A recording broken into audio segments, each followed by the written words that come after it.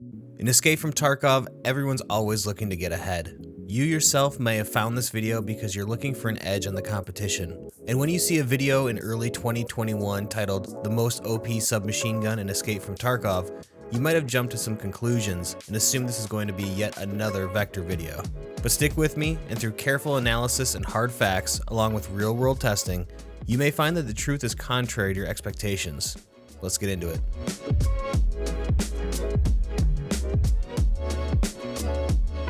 First, let's establish what exactly makes a particular SMG or any gun in Tarkov OP or top of its class. It's not due to any one factor alone, such as penetration power or its best ammo or cost, but the culmination of a variety of factors. These are price of the gun, availability of the gun and its ammo, armor penetration, cost of attachments, spray pattern, and controllability. This isn't a comprehensive comparison of all SMGs in Tarkov. For the sake of brevity, we're going to compare two of the top SMGs. If you'd like a more comprehensive comparison of all SMGs in Tarkov, let me know in the comments. But for now, we're going to pit the two top dogs against each other, the Chris Vector in 9mm and the HK MP7, specifically the MP7A2. First, let's look at price. The Vector is available from Skier at level 3 loyalty for 96,715 rubles and is 100,000 rubles on the flea at the time of the recording of this video. This price can vary significantly, especially earlier in the wipe when Vectors are highly sought after. Now let's look at the MP7. An MP7A2 is only available if found in raid, purchased from the flea, or bartered for 1 GPX phone and 1 power bank. Currently, the MP7A2 is going for 64,449 rubles on the flea, which is the cheapest way to obtain one. So because the MP7A2 being 32,266 rubles cheaper than the Vector, the MP7 wins when it comes to price. Now let's look at the availability of the gun and its ammo. As we said before, the Vector is available from Skier level 3, which requires the player to be at least level 28. But it's also available on the flea as soon as the player hits level 10, assuming there's any in the market. Since the MP7 is best acquired via the flea, a player can get their mitts on this SMG as soon as they hit level 10, but there's one more thing to note concerning the Vector. Perhaps it was due to the fact that the Vector was a brand new gun this wipe, or maybe the hype surrounding it, or the availability of 9mm ammo, but the Vector is extremely expensive on the flea early in the wipe. Maybe next wipe this will be different, but either way the MP7 wins on the availability. But what about the ammo? If you're going to run the meta ammo in either gun, then we're looking at two specific rounds, the 7N31 in 9mm for the Vector and the APSX for the MP7. 7N31 can be acquired from Prapper once you've achieved his max loyalty level, which at a minimum requires a player to be level 33 and costs 1,734 rubles per round. Alternatively, it can be found on the flea for about 2,200 rubles per round. In addition to this, you can craft 7N31 in the hideout for 3 green gunpowders, 4 blue gunpowders, 300 PST GZH 9mm rounds, and 4 packs of nails. A hefty craft indeed, considering that all of these components cost about 407,000 rubles to produce 300 rounds, which gives you a slight discount coming in at 1,359 rubles per round. The APSX round can be purchased from Mechanic, also at maximum loyalty level, which requires a player level of at least 40 for 1,017 rubles per round. Quite the discount. But unlike the 7N31, the APSX round cannot be crafted in the hideout. It can be purchased on the flea for an average price of 2,000 rubles per round, but this can spike up to 3,000 rubles per round when the dealer's out of stock.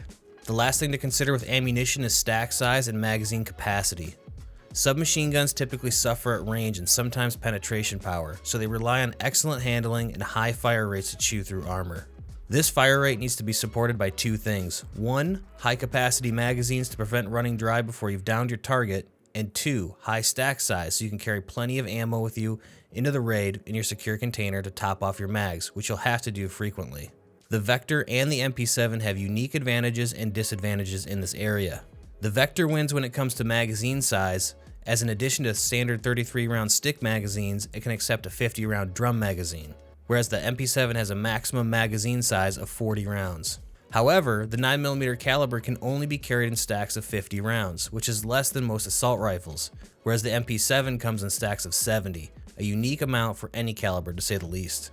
In the category of ammo availability and cost, due to the fact that the Vector's best ammo can be crafted in the hideout, even though it's more expensive, and the fact that the MP7's ammo is cheaper but comes in bigger stacks, I'm going to call this category a draw. Both guns win.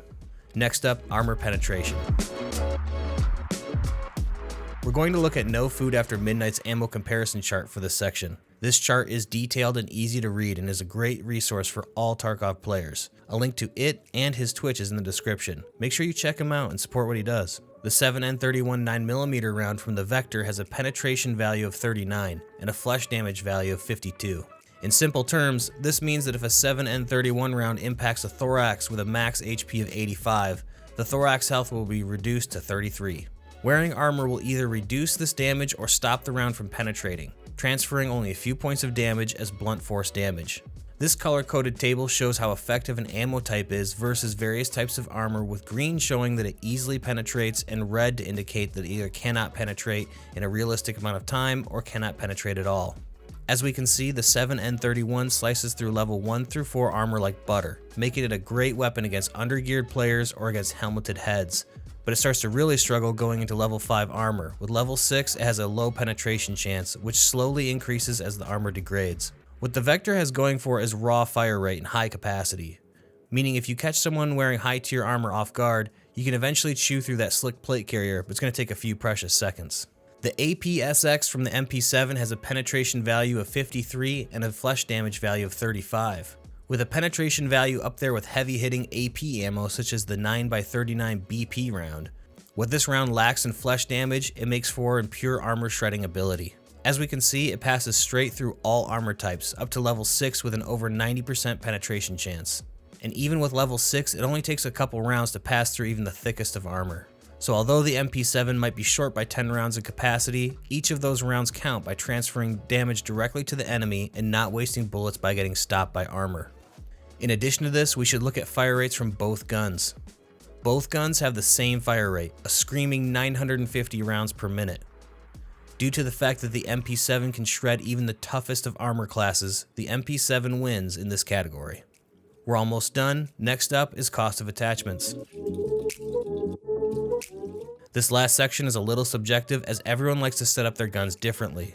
I usually don't build my guns to fit the exact meta, but instead go for a balanced approach to both recoil control and ergonomics. Based on the builds that I actually use, a Vector can be had for around 230 to 250,000 rubles, not counting extra magazines. This Vector will come fully equipped and ready to go, including a tactical laser combination device and a silencer. The MP7 on the other hand requires far less parts to be competitive, as there are no upgrades you need to purchase for the stock, and like most SMGs, you don't need to mess around with the charging handles, rear grips, etc. The MP7 I use, lovingly dubbed the Armor Shredder, can be purchased for around 180 to 220,000 rubles. In this category, the MP7 is again the winner. Last but not least is spray pattern and controllability. Here we find the Vector and MP7 once again differ wildly. The Vector in real life is truly a marvel of engineering. Rather than the bolt flying backwards and forwards like almost all firearm designs, it travels backwards slightly, then tips downwards, transferring the recoil impulse down to compensate for muzzle rise. In Tarkov, it's much the same way, with the Vector having very little vertical recoil, but its Achilles heel is its very high horizontal recoil. All that recoil energy has to go somewhere, and in Tarkov, it's directed both down and side to side.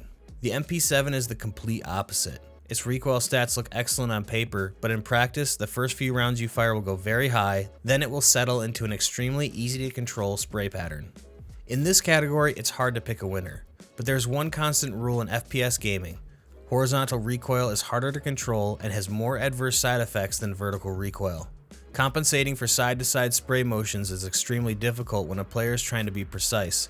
Vertical recoil, on the other hand, can be compensated by pulling down on the mouse, a much easier task. Also, if you're aiming for center mass, that vertical recoil can actually come to your aid in an inadvertent headshot.